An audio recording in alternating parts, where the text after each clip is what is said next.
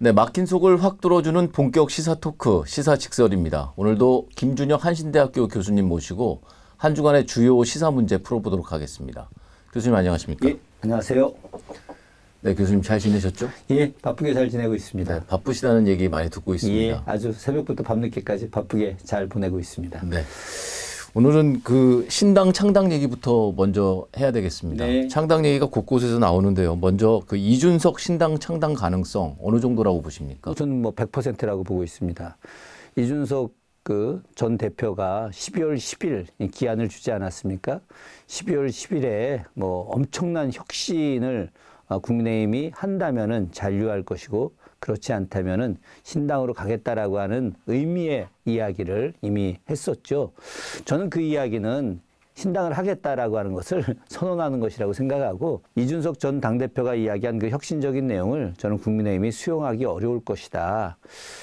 지금 인요한 위원장이 이준석 대표에게 여러 가지 제안을 하고 있는데 일각에서는 선대위원장을 맡고 이준석 위원장 포함해서 20명을 아주 안전하게 당선권 가능한 곳으로 이렇게 공천을 주겠다라고 하는 제안까지 할 거다라는 소리 여의도 정가에서 돌고 있는데 글쎄요, 뭐 그런 건 둘째 치더라도 저는 이준석 당대표가 본인과 맞는 사람들과 함께 신당을 만들 것이라고 생각을 합니다. 네, 교수님 그럼 신당 창당과 관련된 어떤 뭐 구체적인 얘기를 좀 혹시 전해드린 게 있으신지요? 글쎄 뭐 아주 구체적인 이야기까지는 아니지만 제가 최근에 이현주 전 의원과 신인규 국민의힘 대변인을 했던 변호사 탈당을 얼마 전에 했었죠. 네. 그 두 분과 이제 사적인 인연이 있어서 통화를 좀 하게 됐습니다. 이현주 전 의원과 이준석 전 대표가 지금 전국을 돌면서 토크 콘서트를 하고 있거든요. 네. 이것은 이제 신당을 위한 이제 토크 콘서트가 되겠죠. 이 두 사람의 그 내용은 바로 무엇이냐? 민생 보수, 합리적 보수, 상식적인 보수. 그러니까 보수, 원래 원형의 보수를 만들겠다 이런 것이죠. 지금 윤석열 대통령과 그 측근 세력들 그리고 현재 국민의힘에 있는 친윤이라고 불리는 윤핵관이라고 불리는 사람들은 정통 보수가 아니다. 거꾸로 정통 보수의 인물들이 정통 보수 신당을 만들겠다라고 하는 것들 그런 측면에서 저는 상당한 파괴력이 있을 것 같은데 상당히 그 두 분하고 통화를 해보면은 지금 신이 좀 났더라고요. 네. 잘 될 것 같아요. 이렇게 물어보면서도 아주 자신 있다는 그런 목소리들이 느껴져요. 전화상으로도. 뭐 저도 이제 좀 긍정적인 이야기를 좀 해주긴 했습니다만은 저는 앞으로 이준석, 이현주, 신인규, 유승민 이 네 사람의 힘이 굉장한 파괴력을 보여줄 것이다라고 저는 생각을 합니다.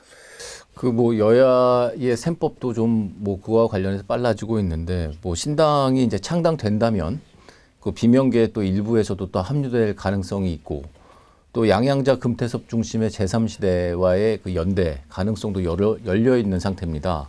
이럴 경우에는 여당발 신당 창당이지만 사실 야권에도 상당한 영향을 미치는 거 아니겠습니까? 일단 먼저 말씀드릴 수 있는 것은 야권에 상당히 영향을 준다. 야권의 지지율을 잡아먹는다. 이건 뭐 확실한 것이죠.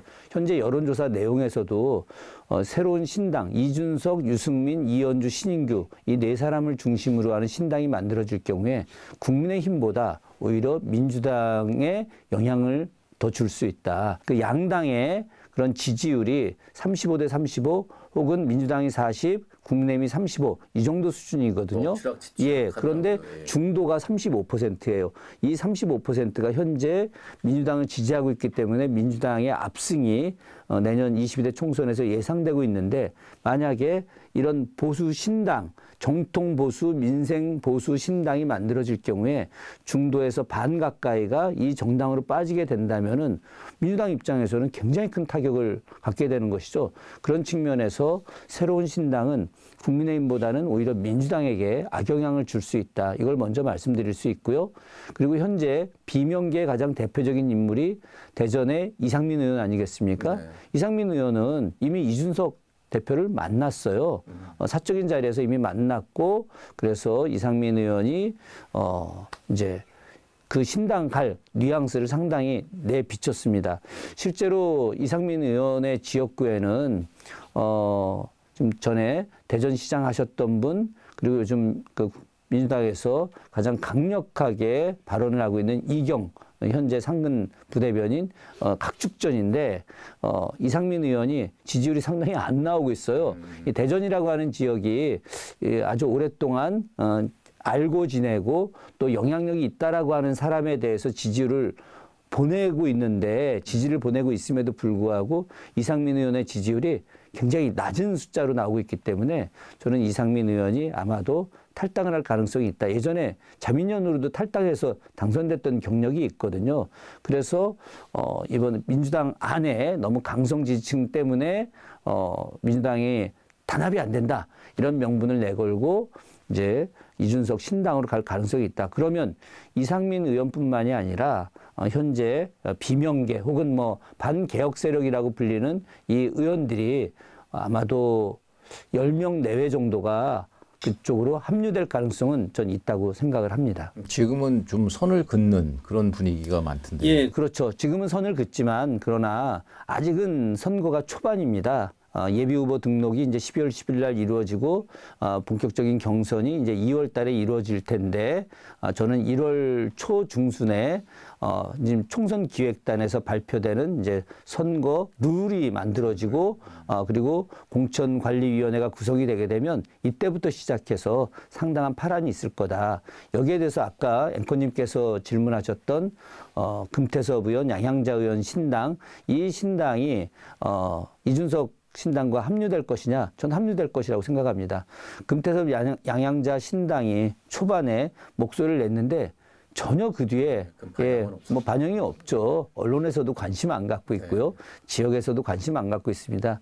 이 사람들은 좀 쉽게 이야기하면 정치 낭인이 될 수 있는 가능성이 높거든요. 정치적으로 버려지는 사람들입니다. 이 사람들이 버려지지 않기 위해서는 자신들이 조금 더 합리적 보수의 명분을 내세워서 이준석 신당으로 가서 일정 정도의 지분을 얻고 총선에 참여하려고 할 것입니다. 그런 측면에서 보자면은 이준석 신당의 볼륨은 상당히 커져갈 것이라고 저는 판단됩니다. 그 만들어진 신당이 그런 여러 세력들이 규합이 된다면 그걸 보수 정당이라고 볼 수 있는 건가요? 그렇다고 볼 수 있는데 문제는 뭐냐면 현재 그 정당으로다가 정의당의 일부 의원들 혹은 일부 세력들도 함께 할 수 있다라고 하는 정치공학적 발언들을 하고 있거든요. 네. 그렇다 하더라도 어쨌든 거대한 세 자체가 한 90% 자체가 보수적인 사람들이죠. 뭐 금태섭 전 의원이나 양양자 의원이 진보적이다라고 말하기는 좀 어렵죠. 그런 측면에서 이 이준석, 유승민 신당은 어떤 보수를 내걸고 여기에 더해서 이제 합리성. 그런데 이제 문제는 뭐냐면은 이 정당이 바로 검찰개혁, 언론개혁, 이런 개혁적 이야기는 전혀 안 하고 오로지 그냥 윤석열 정부가 잘못됐기 때문에 우리가 새롭게 정당을 만든다. 이렇게 이야기하고 있거든요. 예, 이것이 이 정당의 이제 한계일 수가 있는데 이 부분을 이제 앞으로 어떻게 극복할지는 우리가 좀 지켜볼 필요가 있을 것 같습니다. 네. 오늘 뭐 신당 얘기 계속 좀 해야 되겠는데 조국 신당 얘기도 나옵니다. 조국 교수가 이제 말씀하신 비법률적인 방법으로 명예를 회복하는 네. 방법도 고려하고 있다. 네. 뭐 이런 말씀을 하셨는데. 어제 뉴스공장에서 한 이야기였죠. 네. 아침에 저도 봤습니다. 전 사실 개인적으로 좀 깜짝 놀랐는데 비법률적 방식으로 명예회복을 하겠다. 이제 정치에 참여할 거냐라고 하는 질문에 그런 답변을 했었죠.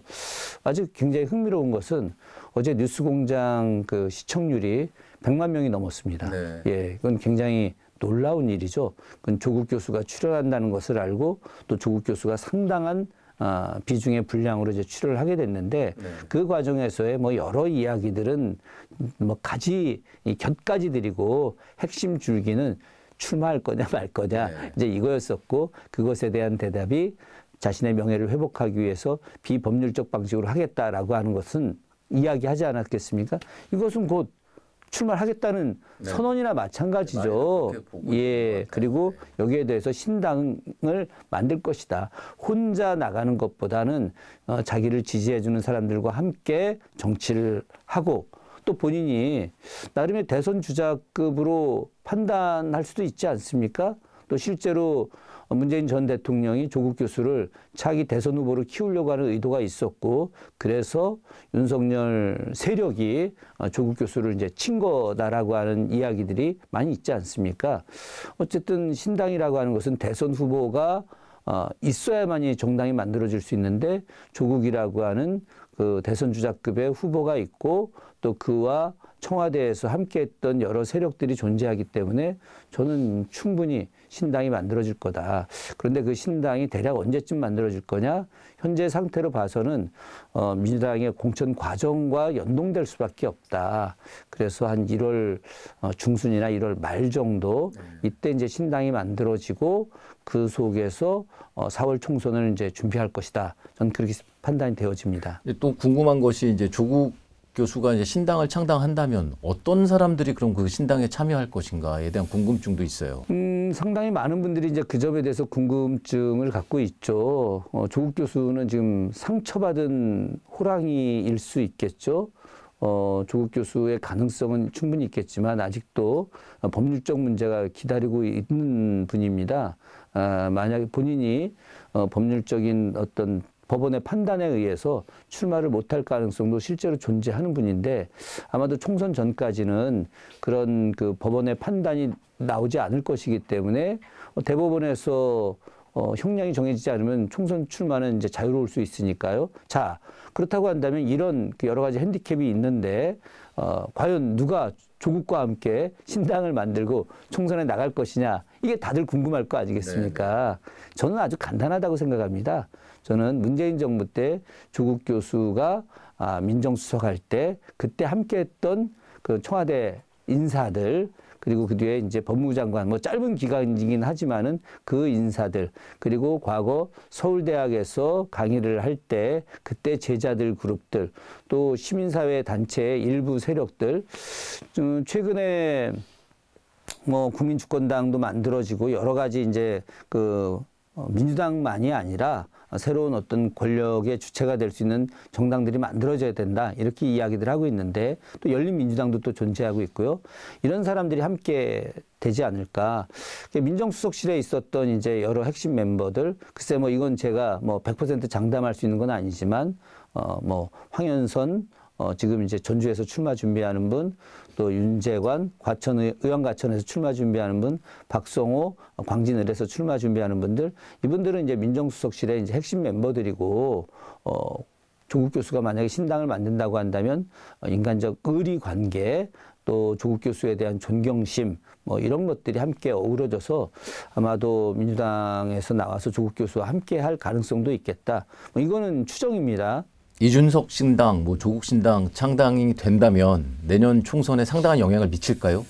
당연하죠. 그건 뭐 얘기할 것도 없는 거죠. 이준석 신당 같은 경우는 국민의힘의 안에서 최소 원내교섭단체 이상의 파괴력을 보여줄 거라고 생각합니다. 저는 지역구 플러스 비례대표 포함해가지고 그러면 이준석 대표는 바로 차차기 대선 후보로 더 완벽하게 급상할 거라고 생각을 하고 있고요. 조국 신당 같은 경우는 만약에 이제 만들어진다 하더라도 제가 봐서는 그 비례에 더 영향력이 커질 것이다. 지역구에서는 한계는 분명히 존재하죠. 뭐 조국 신당이 만들어진다고 해서 그 지역에 민주당 그 후보들이 출마하지 않는 건 전혀 아니거든요. 그렇게 되면 여러 가지 차원에서 민주당 지지자들이 조국 신당을 지지하지는 않을 거라고 생각을 합니다. 왜 그러냐면 민주당의 현재 당원들은 이재명 당대표를 대통령으로 만들어야 되겠다. 민주당의 이재명 당대표 지지율이 85%입니다. 역대 최고예요. 이렇게 높은 지지율이 없었습니다. 그렇기 때문에 조국 신당, 조국 교수에 대한 안타까움은 있지만 그러나 지역구에서 조국 신당을 지지하지는 않을 것이다. 그러면 어디서 지지가 될 것이냐? 당연히 현재 정치 구조상 아직 그것을 바꾸지 않았기 때문에 준연동형 비례대표제를 할 거 아니겠습니까? 네. 그러면 이재명 당대표가 준연동형 비례대표제가 유지가 된다면은 위성정당을 만들지 않을 것이다라고 선언을 했는데, 위성정당을 만들지 않게 되면 자기들과 뜻을 같이 하는 어떤 신념이 비슷한 또 이념적 지향성이 비슷한 정당이 잘 되기를 바랄 거 아니겠습니까?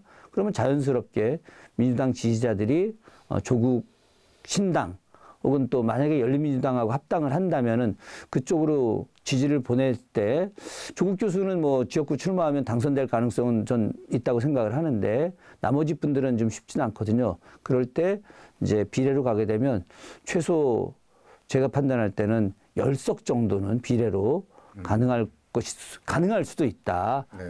비례 전체 50석 중에서 한 10석 정도를 차지하는 엄청난 돌풍을 비례에서는 일으킬 수 있다. 그건 전제 조건이 더불어민주당이 위성정당을 만들지 않는다는 전제 조건 하에서 그렇게 판단이 되어집니다. 그러니까 조국 신당이 민주당의 위성정당 역할을 할 수도 있겠다라는 그런 위성정당의 역할을 할 수 있다라고까지 말하기는 어렵지만 그 유사한 형태의 모습을 보여줄 수는 있다. 네. 예, 이렇게 보여집니다. 알겠습니다. 뭐 이런 상황 속에서 이뇨한 혁신위원장의 행보는 더욱 빨라지고 있습니다. 그 비윤계 끌어안기 행보인 것 같은데요. 이준석 전 대표, 뭐 김종인 전 비대위원장에 의해서 홍준표 그 대구시장까지 만나는데 이러한 일련의 행보 어떻게 평가하십니까? 저는 뭐 상당히 긍정적으로 봅니다. 그 이뇨한 위원장, 제가 이제 지난 시간에는 글쎄 그 윤석열 대통령의 아바타 역할을 하고 있다. 뭐 또 김한길 위원장 아바타 역할을 하고 있다라고 제가 말씀을 드렸지만 그 전주에는 그 전전주죠. 거기에는 상당한 파괴력을 보여줄 것이다라고 이야기하지 않았습니까? 실제 이분이 윤석열 김한길의 아바타 역할을 하긴 하지만은 광주에서 상당히 신뢰받는, 존경받는 인물입니다. 그렇죠. 나름 민주주의적 가치가 있는 분인데 저는 이분이 이번 선거에서 상당한 영향력을 행사할 수 있는 아주 중요한 제3의 변수 인물이다 판단이 되어집니다. 이뇨한 위원장의 지금 이제 비윤 끌어안기 네. 그리고 친윤을 내치기보다 친윤에게 다른 역할 부여하기 지금 무조건 나오지 마라 이런 개념들이 아니라 아마 저는 차기 2기 내각 구성과 관련해서 그 사람들에게 이제 장차관 자리를 제안을 하면서 새로운 시스템을 만들어 가려고 좀 할 것이다. 그런 측면에서 국민의힘이 지금 상당한 이제 혁신에 대한 이야기를 거꾸로 하고 있는 겁니다. 그래서 민주당 당내에서도 국민의힘보다 혁신이 부족하면 안 되지 않느냐. 지금 국민의힘 보십시오. 동일 지역 3선 출마 금지 이야기 벌써 좀 세게 좀 하고 있고 3차 혁신안 발표에서 그거 발표하겠다라고 지금 하고 있지 않습니까? 거기다가 아주 다양한 이야기를 하고 있는데 민주당보다 더 지금 세게 나가고 있어요. 이게 국민의힘의 원래 모습입니다.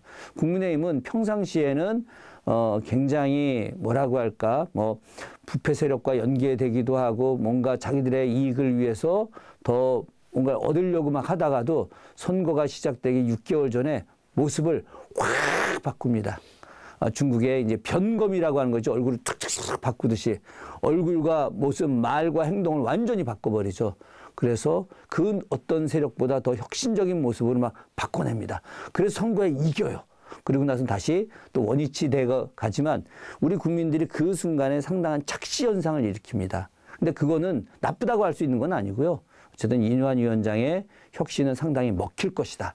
저는 이렇게 판단이 됩니다. 교수님 말씀 들어보면 그 이준석 신당은 뭐 기정사실화된 거 100%라고 말씀하시니까요. 그럼 보수 통합 이뇨한 혁신위원장의 이런 행보가 보수 통합을 이끌어내기보다는 새로운 정치권의 재편을 그렇죠. 가져올 가능성이 높아 보이네요. 가능성이 높지만 상당히 반발은 하고 있지 않습니까? 당장 이제 부산에 조경태 의원, 오선 의원이죠. 조경태 의원이 이제 어제 바로 반발을 했죠. 혁신이라고 하는 것은 총선에 이기기 위함인데 이길 수 있는 그런 인물을 배제하고 새로운 인물을 꽂는 것이 과연 혁신이냐 이렇게 지금 반발하고 있지 않습니까? 저는 이런 반발이 전 1월, 2월 때까지 계속 나올 것이다. 그런데 문제는 뭐냐면 이뇨한 위원장이 눈 하나 깜짝하지 않을 거다. 그래서 지금 이 사람들도 이뇨한 위원장 스타일을 알아요. 자기들이 막 반발해도 먹히지 않는다는 걸. 조금 그럼에도 불구하고 반발을 안 할 수는 없죠. 왜냐하면 반발이라도 해야지 뒤에 뭔가라도 얻을 수 있으니까 저는 현재 그런 형국이라고 보여집니다. 네, 지켜봐야 되겠습니다. 네. 아직 뭐 와야지 오는 거니까요. 그렇죠. 네. 대통령 탄핵이라는 일종의 악연으로 얽힌 윤석열 대통령과 박근혜 전 대통령의 만남이 최근 잦습니다. 글쎄 말입니다. 그 짧은 순간에 이렇게 두 번 연속 만날 거라고 누가 생각했겠습니까? 네. 이건 거꾸로 윤석열 대통령이 위기감이 크다는 것을 반증하는 거죠. 박근혜 대통령 대구 경북 지역에서 아직도 상당한 영향력이 있는 사람입니다. 윤석열 대통령이 대구 무슨 그 시장 이런 데 가서 환호받는다 하더라도 박근혜 대통령이 걸어가면 꽃이 이렇게 옵니다. 꽃이. 이건 비교가 안 되는 거예요. 비교 자체가. 지금 윤석열 대통령의 지지율은 TK 빼면 형편없습니다. 자신의 마지막 근거지가 TK거든요. 그런데 그 TK에서 박근혜 대통령이 아이고 윤석열 마음에 안 들어 이 한마디 하면은 내년 총선은 추풍낙엽처럼 다 쓸려 나가는 겁니다. 예전 혹시 앵커님 기억나십니까? 친박연대라고 하는 정당 이름. 네. 친박연대라고 하는 이름 그 하나만 갖고 20석이 네. 넘었어요. 원내교섭단체 됐습니다. 이게 박근혜 전 대통령의 힘이에요. 그렇기 때문에 윤석열 대통령이 내년 총선에서 TK 지역을 이제 자신의 어떤 세력으로 공고히 하기 위해서 박근혜 대통령을 만나는 것이고 그 사이에 박근혜 대통령과 저는 지분 나누기가 있을 거라고 생각을 합니다. 그래서 친박 쪽 인물들에 대해서 TK 쪽에 최소 3분의 1 혹은 많게는 50% 가까이 공천을 갖다가 인정해 준다고 한다면 박근혜 대통령이 윤석열 대통령과 국민의힘에 손을 크게 들어주고 아마도 저는 유세 현장에서 함께 돌아다닐 거라고 생각을 합니다. 박근혜 대통령이 지금 정치적으로 다시 활동을 재개하고 있다라고 그렇게 판단하시는군요. 아니 이미 재개한 거 아닙니까? 네. 지금 대통령을 연속해서 2번이나 만난 건 정치 활동을 재개한 것이고 네. 이제 박근혜 대통령의 세력들이 박근혜 대통령을 통해서 정치의 전면으로 등장하려고 하는 것이죠.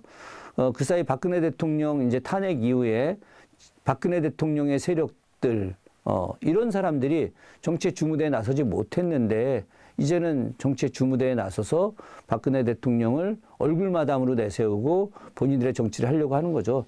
사실 박근혜 대통령은 얼굴마담이에요, 이제. 물레방아가 아무리 돈다 하더라도 이미 물레방아 안에서 떨어진 물이 다시 위로 올라갈 수는 없습니다. 박근혜 대통령이 이런 모습이에요. 그러나 박근혜라고 하는 상징적인 인물을 통해서 박근혜를 활용해서 정치 전면에 나서려고 하는 그 세력들은 박근혜라는 이미지를 활용하지 않을 수 없는 것이죠. 힘이 있다. 예, 저는 바로 그거죠. 윤석열 대통령과 그 세력들이 연대를 한 것이다. 그래서 그 세력들의 연대가 TK 다른 지역까지는 모르겠지만 TK에서는 상당한 영향력을 줄 거라고 생각을 합니다. 네, 교수님 오늘은 여기까지 해야 될 것 같습니다. 예, 본격 시사 토크 시사직설 오늘은 여기까지입니다. 저희는 다음 주에 좀 더 알찬 내용으로 다시 찾아뵙겠습니다. 교수님 감사합니다. 네.